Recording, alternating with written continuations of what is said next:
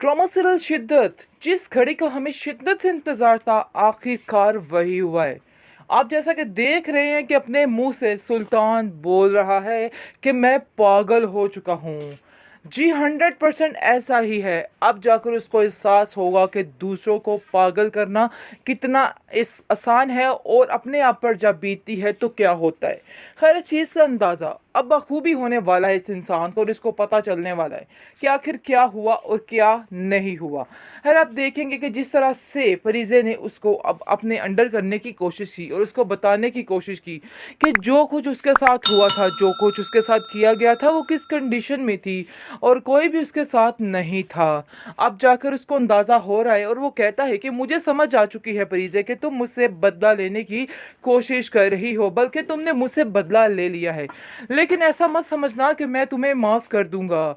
लेकिन अब बार बार वो इस चीज़ का इजहार खुद ही कर रहा है कि मैं पागल हो चुका हूँ और अनकरीब वो बोल देगा सबके सामने कि असरा बिल्कुल ठीक है, लेकिन मैं ही उसको पागल बनाने की कोशिश कर रहा था और मैंने ही ये सब कुछ किया था। अब जाकर उसको अंदाज़ा होगा कि इस हालत में रहना कितना मुश्किल है। बहुत ज़्यादा रोएगा, चीखे चिल्लाएगा कि आखिर ये सब मेरे साथ क्या हो गया। लेकिन फरीज़े इस बात पर खुश शहर कहती है कि आज वही हुआ है जो तुम दूसरों के साथ करते फिरते थे। देख लो आज तुम्हारे साथ भी वैसा ही हुआ है। बहुत ज़्यादा परेशान हो चुकी है बेचारी असरा, क्योंकि असरा को कोई बुरी खबर मिल चुकी है। लग तो ऐसे ही रहा है कि जैसे सुल्तान के बारे में कोई बुरी खबर है।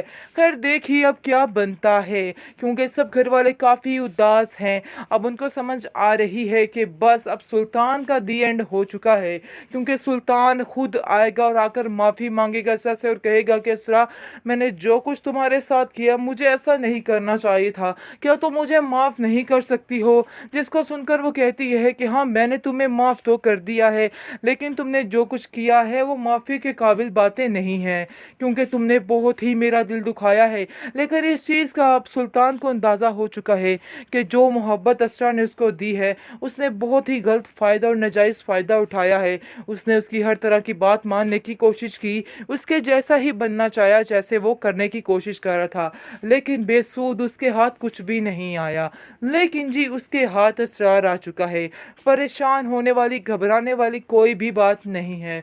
असरार उसके साथ साथ ही है और उसका साथ निभाने का वादा भी कर रहा है और असरार को कहता है कि ऐसा तुम परेशान मत होना, इस सुल्तान की बातों को दिल पे मत लेना, जो हुआ सो हुआ, इसमें तुम्हारी कोई भी गलती नहीं थी। आगे से असद को कहती है कि सुल्तान के बारे में सोचकर कभी तुम मुझे छोड़ तो नहीं दोगे, लेकिन साफ साफ वो कहता है आखिर मैं तुम्हारे साथ खड़ा हूँ, इसका मतलब यही है कि तुम्हारी हर बात को भूल चुका हूँ। तुमने अनजाने में जो कुछ भी कहा सो कहा, लेकिन तुम कल भी मेरी आइडियल थे और आज भी हो, इसलिए इन बातों को लेकर परेशान होने की कोई भी ज़रूरत नहीं है। ये बात सुनकर असरा काफ़ी ज़्यादा खुश हो जाती है और काफ़ी ज़्यादा तसल्ली में भी आ चुकी है, क्योंकि वो जानती है कि अब जो है उसका साथ देने के लिए इसरार खड़ा है और कभी भी उसको अकेला नहीं होने देगा। इस चीज़ की उसकी खुशी ने उसका मज़ा दुबाला कर दिया है और वो दोबारा ज़िंदगी की तरफ अच्छी की तरह से अच्छे तरीके से लौट रही है। और अब इसको अंदाज़ा हो रहा है कि वाकई उसके हक़ में जो हुआ बहुत ही बेहतर हुआ। सुल्तान जैसे इंसान के साथ ज़िंदगी गुजारना उसके लिए बहुत मुश्किल होता चला जा रहा था, लेकिन अल्लाह को भी पता था कि इस बेचारी इसरा की बस हो चुकी है, क्योंकि वो हर एपिसोड में रोती हुई ही दिखाई दी है। लेकिन अब उसके हंसने खेलने के खुशी के दिन वापस आ चुके हैं, क्योंकि इसरा उसकी ज़िंदगी में आ चुका है। ट्रॉमा सिरल शिद्दत जिस घड़ी का हमें शिद्दत से इंतज़ार था आखिरकार वही हुआ है। आप जैसा कि देख रहे हैं कि अपने मुंह से सुल्तान बोल रहा है कि मैं पागल हो चुका हूँ। जी 100% ऐसा ही है। अब जाकर उसको एहसास होगा कि दूसरों को पागल करना कितना इस आसान है और अपने आप पर जब बीतती है तो क्या होता है। खैर इस चीज़ का अंदाज़ा अब बखूबी होने वाला है इस इंसान को और इसको पता चलने वाला है कि आखिर क्या हुआ और क्या नहीं हुआ। खैर आप देखेंगे कि जिस तरह से फरीज़े ने उसको अब अपने अंडर करने की कोशिश की और उसको बताने की कोशिश की कि जो कुछ उसके साथ हुआ था, जो कुछ उसके साथ किया गया था वो किस कंडीशन में थी। और कोई भी उसके साथ नहीं था। अब जाकर उसको अंदाज़ा हो रहा है और वो कहता है कि मुझे समझ आ चुकी है परीजे कि तुम मुझसे बदला लेने की कोशिश कर रही हो, बल्कि तुमने मुझसे बदला ले लिया है। लेकिन ऐसा मत समझना कि मैं तुम्हें माफ़ कर दूंगा। लेकिन अब बार बार वो इस चीज़ का इजहार खुद ही कर रहा है कि मैं पागल हो चुका हूँ, और अनकरीब वो बोल देगा सबके सामने कि असरा बिल्कुल ठीक है, लेकिन मैं ही उसको पागल बनाने की कोशिश कर रहा था और मैंने ही ये सब कुछ किया था। अब जाकर उसको अंदाज़ा होगा कि इस हालत में रहना कितना मुश्किल है। बहुत ज़्यादा रोएगा, चीखे चिल्लाएगा कि आखिर ये सब मेरे साथ क्या हो गया। लेकिन परिजे इस बात पर खुश कहती है कि आज वही हुआ है जो तुम दूसरों के साथ करते फिरते थे। देख लो, आज तुम्हारे साथ भी वैसा ही हुआ है। बहुत ज़्यादा परेशान हो चुकी है बेचारी असरा, क्योंकि असरा को कोई बुरी खबर मिल चुकी है।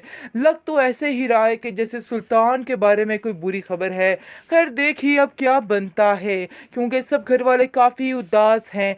अब उनको समझ आ रही है कि बस अब सुल्तान का दी एंड हो चुका है, क्योंकि सुल्तान खुद आएगा और आकर माफ़ी मांगेगा असरा से और कहेगा कि असरा, मैंने जो कुछ तुम्हारे साथ किया मुझे ऐसा नहीं करना चाहिए था, क्या तुम मुझे माफ़ नहीं कर सकती हो। जिसको सुनकर वो कहती है कि हाँ, मैंने तुम्हें माफ़ तो कर दिया है, लेकिन तुमने जो कुछ किया है वो माफ़ी के काबिल बातें नहीं हैं, क्योंकि तुमने बहुत ही मेरा दिल दुखाया है। लेकिन इस चीज़ का अब सुल्तान को अंदाज़ा हो चुका है कि जो मोहब्बत असरा ने उसको दी है उसने बहुत ही गलत फ़ायदा और नाजायज़ फ़ायदा उठाया है। उसने उसकी हर तरह की बात मानने की कोशिश की, उसके जैसा ही बनना चाहा जैसे वो करने की कोशिश कर रहा था, लेकिन बेसूद उसके हाथ कुछ भी नहीं आया। लेकिन जी उसके हाथ असरार आ चुका है। परेशान होने वाली, घबराने वाली कोई भी बात नहीं है। असरार उसके साथ साथ ही है और उसका साथ निभाने का वादा भी कर रहा है, और असरार को कहता है कि ऐसा तुम परेशान मत होना, इस सुल्तान की बातों को दिल पे मत लेना, जो हुआ सो हुआ, इसमें तुम्हारी कोई भी गलती नहीं थी। आगे से असरार को कहती है कि सुल्तान के बारे में सोचकर कभी तुम मुझे छोड़ तो नहीं दोगे, लेकिन साफ साफ वो कहता है आखिर मैं तुम्हारे साथ खड़ा हूँ, इसका मतलब यही है कि तुम्हारी हर बात को भूल चुका हूँ। तुमने अनजाने में जो कुछ भी कहा सो कहा, लेकिन तुम कल भी मेरी आइडियल थे और आज भी हो, इसलिए इन बातों को लेकर परेशान होने की कोई भी ज़रूरत नहीं है। ये बात सुनकर असरा काफ़ी ज़्यादा खुश हो जाती है और काफ़ी ज़्यादा तसल्ली में भी आ चुकी है, क्योंकि वो जानती है कि अब जो है उसका साथ देने के लिए इसरार खड़ा है और कभी भी उसको अकेला नहीं होने देगा। इस चीज़ की उसकी खुशी ने उसका मज़ा दुबाला कर दिया है और वो दोबारा ज़िंदगी की तरफ अच्छी की तरह से अच्छे तरीके से लौट रही है। और अब इसको अंदाज़ा हो रहा है कि वाकई उसके हक़ में जो हुआ बहुत ही बेहतर हुआ। सुल्तान जैसे इंसान के साथ ज़िंदगी गुजारना उसके लिए बहुत मुश्किल होता चला जा रहा था, लेकिन अल्लाह को भी पता था कि इस बेचारी इसरा की बस हो चुकी है, क्योंकि वो हर एपिसोड में रोती हुई ही दिखाई दी है। लेकिन अब उसके हंसने खेलने के खुशी के दिन वापस आ चुके हैं, क्योंकि इसरा उसकी ज़िंदगी में आ चुका है।